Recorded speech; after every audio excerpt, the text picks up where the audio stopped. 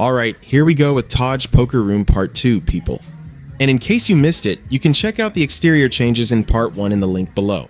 So again, we're at the Hard Rock Hotel and Casino in Atlantic City, New Jersey, the building that was formerly known as the Trump Taj Mahal. Now when you come out of the parking garage into this place, you enter a long second floor walkway that leads towards the casino area. This walkway has been adorned with live performance wardrobe and costumes from some of the greatest artists in modern music history. Here we have a costume worn by rock superstar Prince. When we first came in, we saw Stevie Nicks and Kiss, and right here is guitar legend Joe Perry from Aerosmith. There's also some dining establishments in this section. You see the White House Subs logo there, a famous local sandwich shop whose original location is about a mile away on Arctic Avenue. And there's the Gibson Les Paul we saw earlier outside through the window. And here, we come up on a Lady Gaga wardrobe. And by the way, it's not just worn costumes that are here. The entire building is basically a museum of rock and pop music memorabilia from the biggest figures in pop culture. Everything from handwritten notes, to drumsticks, to Elvis Presley's Rolls Royce downstairs. And we'll check that out later on. So going back to Rounders, you'll notice this next area as a filming location. This escalator is where we first see the guys inside the casino. They head down to the main floor, and as they go, you get a glimpse of that gaudy-ass chandelier that used to hang over the main entrance area. Today, the traditional design has been replaced. A chandelier still hangs in the same spot, but in keeping with the hard rock theme, it's in the shape of a guitar. And the magenta-colored carpet has all been replaced with what looks like a polished concrete floor, consisting of a multicolored guitar pick pattern.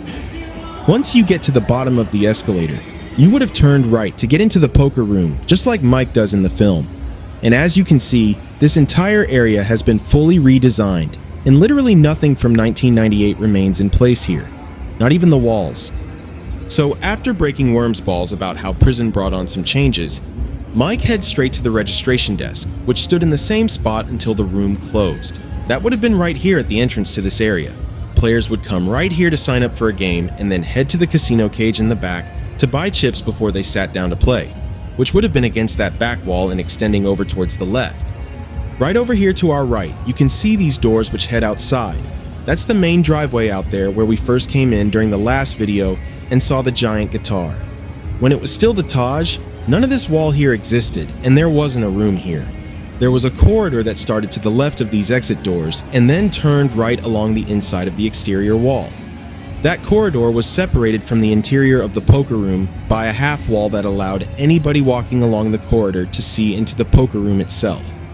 Eventually, at the end of the corridor were some restrooms and an annex room that contained a dozen or so more poker tables that would be in use for tournaments that drew considerable participation. All of that would have been back behind this new wall that stands here today. That, as you can see, contains costumes worn by the guys in NSYNC. And right over here, we have a plaque with a familiar name that dates back to the earliest days of the building. So, just beyond the back wall of this area, and we'll get a better look at that wall in a minute, is a multi-purpose venue designed to host some of the biggest concerts and entertainment and sports shows that come to the Atlantic City area. It was named for this man, Mark G. Etess, the former president and chief operating officer for Trump Sports and Entertainment, who was an important figure in attracting some of the most famous boxing events to Atlantic City in the 80s. In 1989, about 6 months before the venue was set to open as simply the Taj Mahal Arena, Etess and 2 other casino executives were killed in a helicopter crash. So when the venue was finally completed in April 1990, the Taj memorialized him by naming the venue Etess Arena, and kept the name in place until the Taj shut down in 2016. When the Hard Rock reopened the property 2 years later, they kept the tribute in place, and it is now known as the Hard Rock Live at Etess Arena. That arena sits just behind this wall and has a concert capacity of about 7,000. And with all of these decorations here, these guitars and drum cymbals, plaques and memorials, and NSYNC costumes, you would never believe in a million years that this area once hosted the most famous card room on the East Coast and hosted the United States Poker Championship for over 10 years, complete with ESPN coverage, and hosted the most famous poker film in history. All of this area, and for significant space beyond those walls, were dozens of poker tables. It was further over on this side that Mike would have sat down with the New York Rounders and feasted on the fishy tourists. In the scene as he goes to sit down, the view allows you to see just how open all of this area was. And then also you can see the angle to the escalator out in the entrance area, and then again over the dealer's shoulder at the table. And now that we're out here again, I'm sure you noticed the screen that the Hard Rock wrapped around up in the lobby area. Quite the upgrade from 1998 in Rounders when the guys were riding in. Alright, so you can see some of the entrance to the casino area as we walk around the old poker room. Right here is the box office for events at the arena, followed by the main doors to access the arena entrance.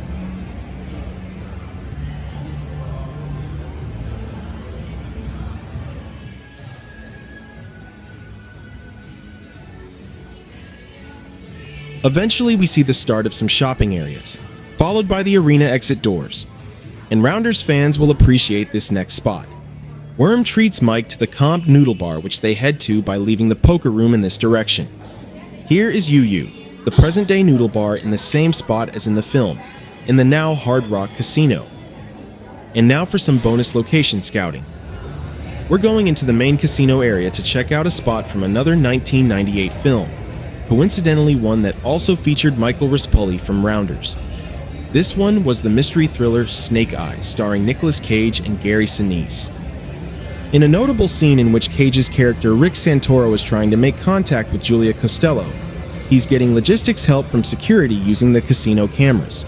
They track her with another man while Santoro comes around the corner over there next to the cashier cage, which still exists in the same spot, but looks very different today without the Taj Mahal theme. Gary Sinise's character Kevin Dunne is also on the prowl, and he's heading along that walkway towards the guest rooms. Right over there, to the right of the guest rooms, where those 3 lights are at the start of the emergency exit line, is the spot where the oversized slot machine stood. Julia gets the sleazeball that's playing the machine to take her to his room and heads up the stairs and into the elevator, just out of Santoro's reach. And you can see today, quite a bit has changed. The stairs, emergency exits, and elevators all remain, but with different shapes, colors, and aesthetic.